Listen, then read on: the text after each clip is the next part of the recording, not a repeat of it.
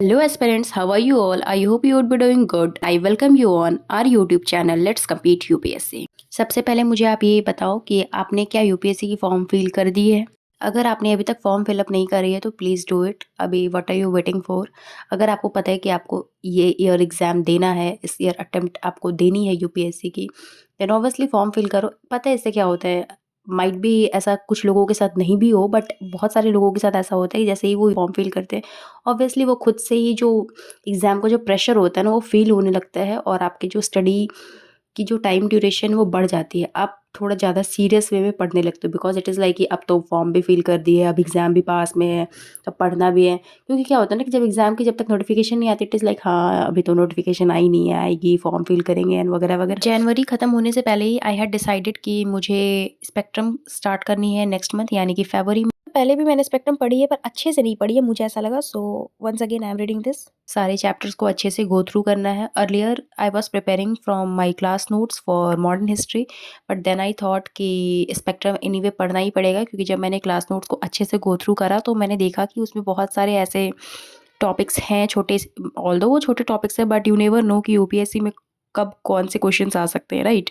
तो आप जितना हो सके उतना कम से कम स्टैंडर्ड रिसोर्सेज पे तो ज़रूर फोकस करो, because I am doing the same and I can see the differences. Class notes में ऐसा होता है कि देखो, क्लास में क्या होता है ना कि टीचर्स को भी एक पर्टिकुलर नंबर ऑफ क्लासेस ही दिए जाते हैं कि इतने क्लास में आपको इस पर्टिकुलर सब्जेक्ट को कंप्लीट करना है, तो ऑब्वियसली उसमें हर एक छोटी डिटेल्स पढ़ा पाना, कंप्लीट कर पाना कभी कभी मुश्किल हो जाता है।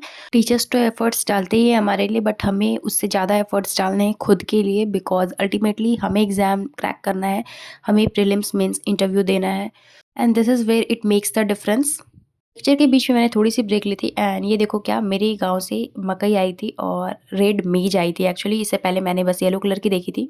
I was so surprised by seeing this red मेज सामने से। तो आज मेरे गांव से बहुत सारी चीज़ें आई हैं, मैं दिखाऊंगी। एक तो आपने मटर भी देखी ली है अभी। मीनवाइल मैंने सार ले ली थी, तो फिर मैं आ गई। मुझे ऐसा था कि सार लेने के बाद मुझे फटाक से पढ़ाई करने बैठना है, क्योंकि लेक्चर जो मैं देख कवर कर रही थी स्पेक्ट्रम की, वो 5 आवर्स की थी। सो एनीवे मुझे पहले लेक्चर कंप्लीट करना था, फिर बुक की रीडिंग भी डालनी थी।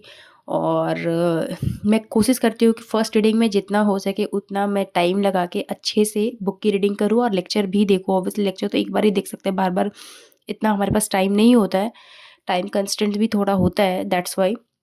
बाय द वे, क्या ये आप लोगों के साथ भी होता है कि अगर आप पढ़ने बैठते हो तो आपको ऐसा लगता है कि अभी तो बहुत सारी चीज़ें पढ़नी है, बहुत सारे टॉपिक्स कवर करने हैं, but at the same time अगर आप, ऐसा कभी होता है कि अगर आप पढ़ने ना बैठो, पढ़ो ना, तो ऐसा लगता है कि अरे ठीक है, कर लेंगे, पढ़ लेंगे, प्रोक्रेस्टिनेशन वाली बातें। And I would like to suggest you all that don't compare yourself with other, because this is the exam जहाँ पे आपकी कॉम्पिटिशन खुद से है।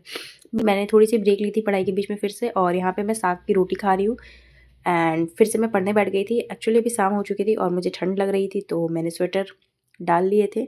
लेक्चर मेरी कंप्लीट हो गई थी, तो मैंने यहाँ पे बुक रीडिंग स्टार्ट कर दी, और इससे मेरे लिए ये बेनिफिट होता है, मैं अपनी रियल एक्सपीरियंस से बता सकती हूँ कि जैसे ही मैं लेक्चर देखती हूँ और उसके बाद मैं अगर कोई भी टॉपिक को उठाती हूँ और बुक से कवर करती हूँ, तो मुझे ऐसा लगता है कि वो एक रिविज़न हो रहा है। और बुक रीडिंग मेरी थोड़ी फास्ट हो जाती है, क्योंकि मुझे पहले से पता होता है कि इस टॉपिक में यहाँ पे ये बातें लिखी हुई हैं, तो वो रीडिंग की स्पीड जो है वो मेरी बढ़ जाती है, और साइड बाय साइड मुझे ऐसा लगता है कि मेरी रिवीजन में भी ये काफ़ी हेल्प हो जाती है। मैं यहाँ पे बीच-बीच में कुछ ऐसे वर्ड्स आते हैं बुक्स में जो जिसकी मीनिंग नहीं पता होती है, तो मैं सेम टाइम कोशिश करती हूँ कि अपने फ़ोन में सर्च करके उसकी मीनिंग कहीं भी साइड में वहीं पे लिख लूँ, सो दैट अगर मैं नेक्स्ट टाइम पढ़ूँ तो वो जो मीनिंग है वो मेरे सामने रहे, मुझे फिर से ढूँढना ना पड़े, मैं फिर से रिवीजन करूँ तो ईज़ी हो जाए मेरे लिए सेम चीज़। टाइम इसमें ये भी होता है कि आप नए-नए वर्ड्स सीख रहे होते हो, और जब 3, 4, 5 बार आप सेम वर्ड्स को एनकाउंटर करते हो, तो आपको वर्ड्स के मीनिंग तो पता ही होते हैं, आप सेंटेंस भी फ्रेम कर सकते हो उस पर्टिकुलर वर्ड से।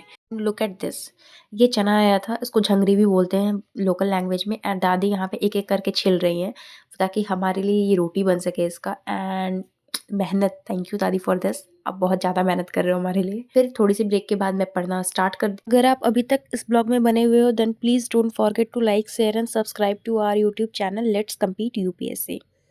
वैसे तो मुझे मॉक्स भी लगाने थे इसके बाद, मॉक्स अगर मैं नहीं भी लगाऊँ तो मेरा ये था कि कम से कम मैं पीवाईक्यू लगा लूँ। आई थिंक अभी नेक्स्ट चैप्टर से हो पाएगा, क्योंकि अभी मुझे ये चैप्टर कंप्लीट भी करनी है रीडिंग करके।